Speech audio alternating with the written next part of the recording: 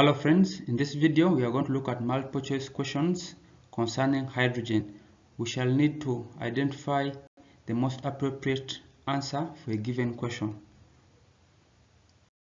Question 1. The formula of the oxide formed when steam is passed over heated iron is. Now, our answer must be an oxide, and an oxide contains only oxygen and one other element.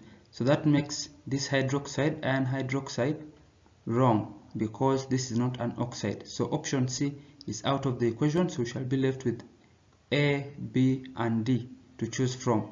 Now whenever steam stroke water and gaseous form reacts with a metal, always hydrogen gas is evolved, as we shall see in the equation. When our ion that is heated is passed over, or steam is passed over our heated ion, we shall always form iron 2,3 oxide. We shall have a compound that contains both iron 2 and iron 3. So we shall have iron 2 together with iron 3 to form a compound known as tri-iron tetraoxide, which is a black solid. So in this equation, the best option becomes D, because we shall have a compound that has both iron 2 and iron 3 whenever steam is passed over heated iron. So the answer becomes D and not A or B. Although you might find B a bit common when we are looking at a slow reaction between iron and water in the process of forming rust. But in this case, the answer becomes D, tri-iron tetraoxide is the compound that is formed, and the reaction is reversible.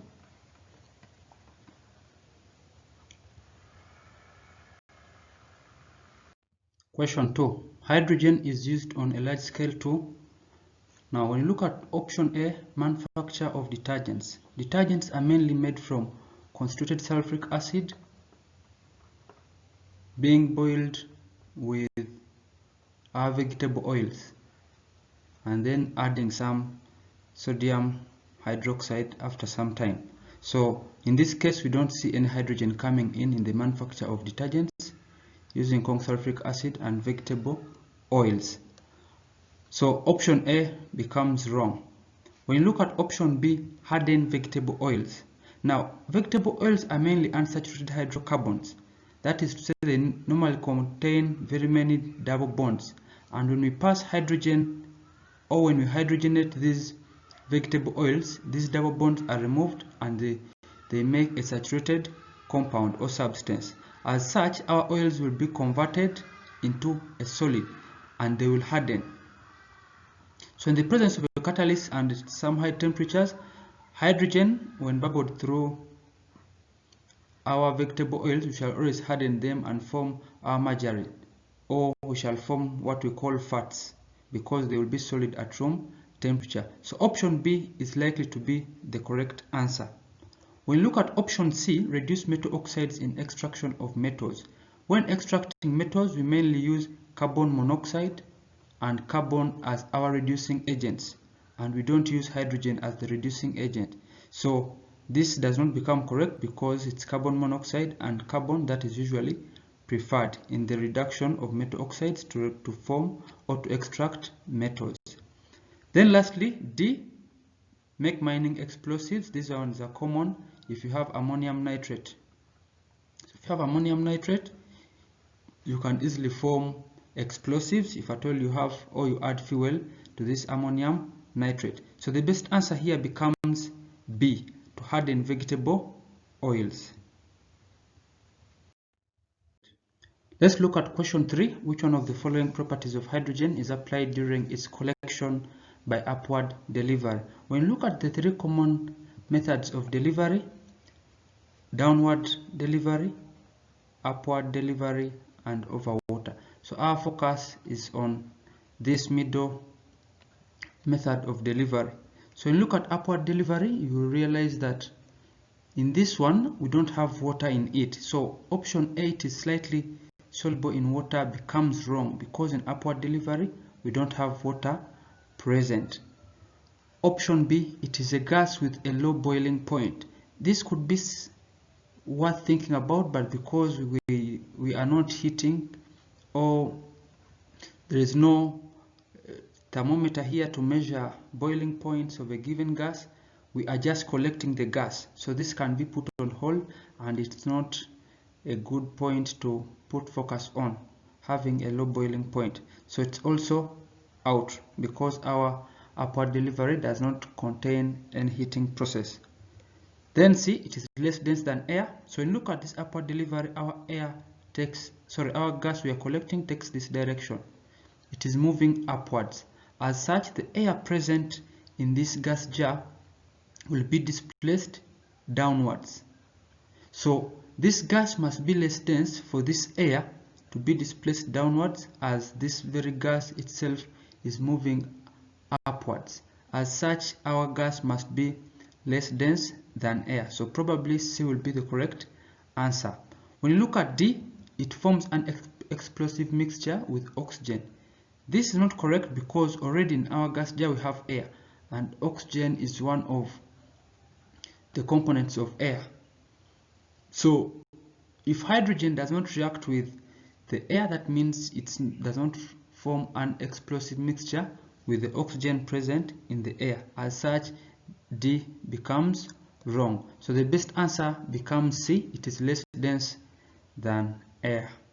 That's why it can be collected by upward delivery, because the air, which is denser than the hydrogen, will move downwards, while the gas itself, which is hydrogen, will move upwards. Question 4. Which one of the following substances can be obtained by a process of hydrogenation of fats? With reference to question 2, we looked at hydrogenation of oil, meaning addition of hydrogen to oil. When you look at option A, which is our crude oil, petroleum / crude oil, this cannot be formed by hydrogenation because petroleum is naturally occurring in porous rocks. So usually it's got from extraction by drilling into the soil where our petroleum can be found. So option A is out. Option B most probably is the correct answer, margarine, as we had seen in question 2, whereby we form fat when we hydrogenate our oil. Option C, which is soap. Soap is mainly formed from addition or boiling sodium hydroxide solution together with oil.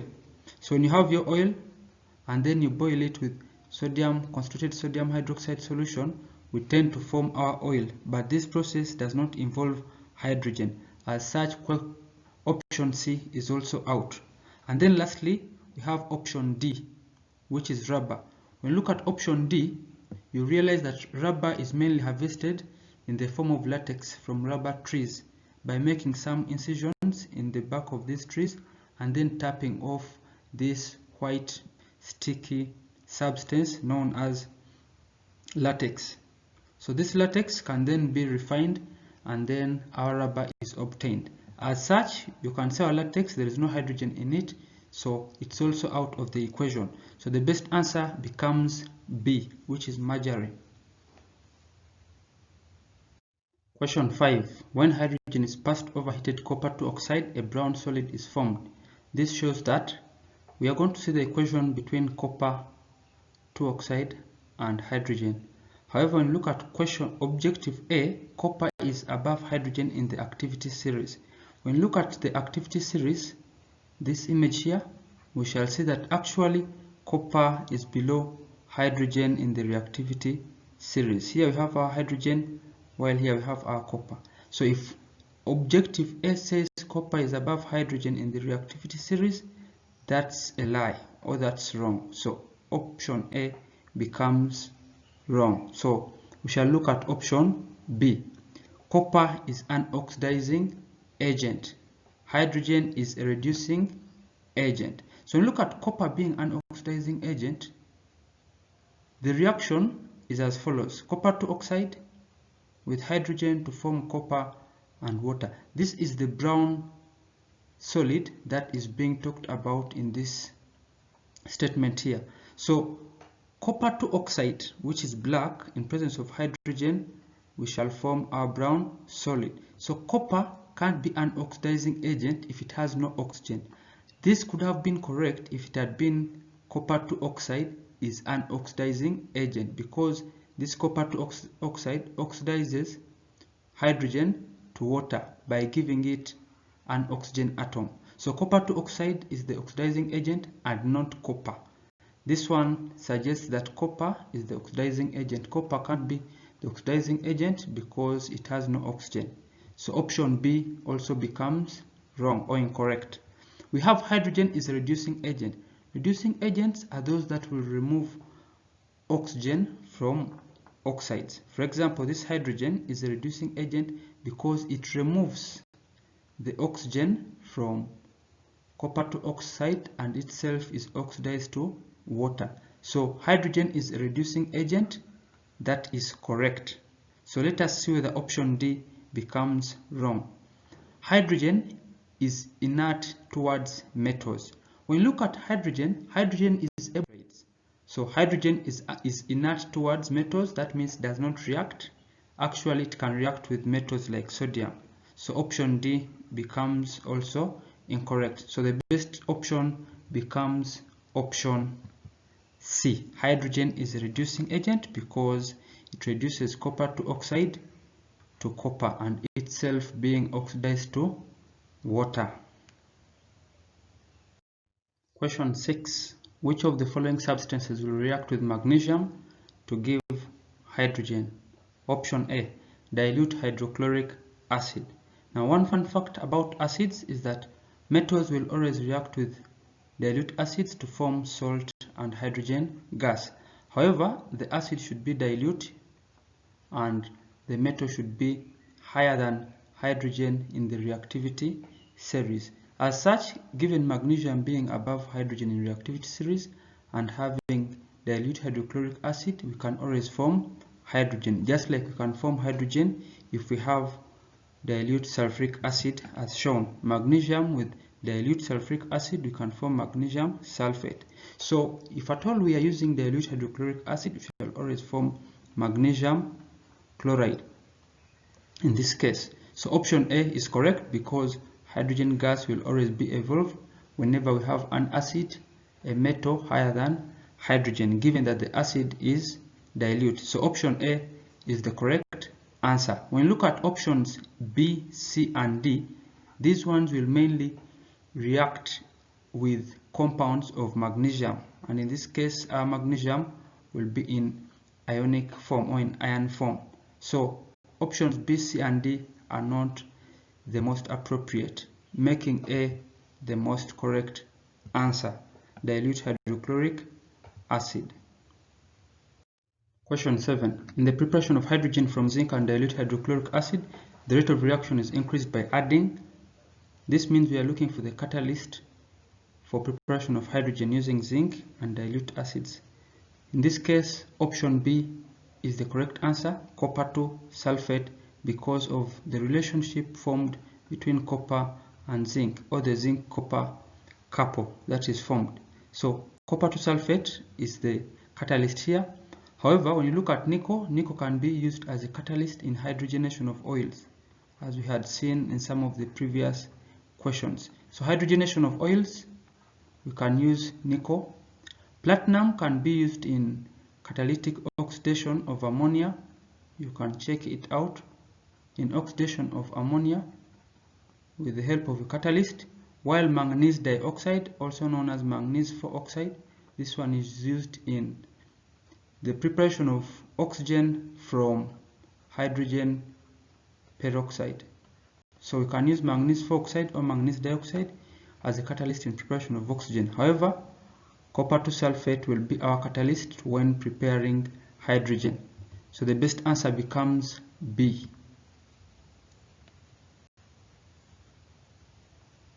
Question 8. Which one of the following reactions can be used to prepare hydrogen in the laboratory? One thing to note, the keyword in this question is laboratory.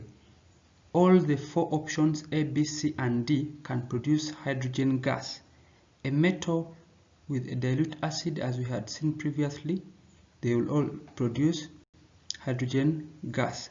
Sodium and water, it will produce hydrogen gas. However, this reaction is quite violent. Magnesium and steam can also produce hydrogen gas. Now, one thing to note is that in the lab or laboratory, we always want safety first. So if safety comes first, we shall have to avoid reactions that may be quite violent. For example, sodium with water is eliminated.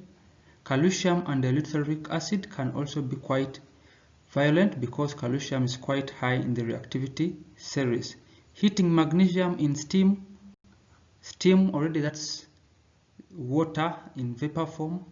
Magnesium, for it to start burning, it gives out a lot of heat. So as such, safety issues may come into play. So the best option becomes C, because zinc and dilute hydrochloric acid will give a good enough reaction that may not be too slow or too violent for a laboratory setup. So zinc and dilute hydrochloric acid is normally used in the lab preparation of hydrogen. Secondly, in terms of economic value, zinc is quite cheaper to obtain. As such, option C becomes the best option, reacting zinc with dilute hydrochloric acid. However, take note, all the other three that have not been chosen can give us hydrogen gas. Question 9. Which one of the following elements can reduce aluminium oxide when heated together strongly?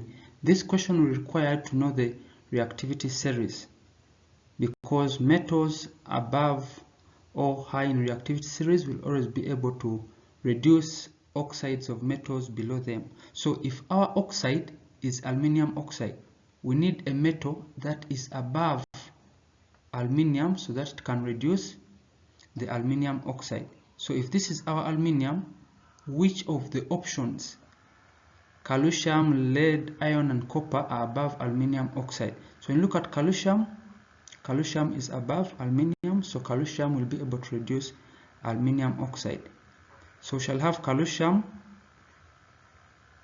reducing the aluminium oxide and itself oxidized to calcium oxide, and then aluminium.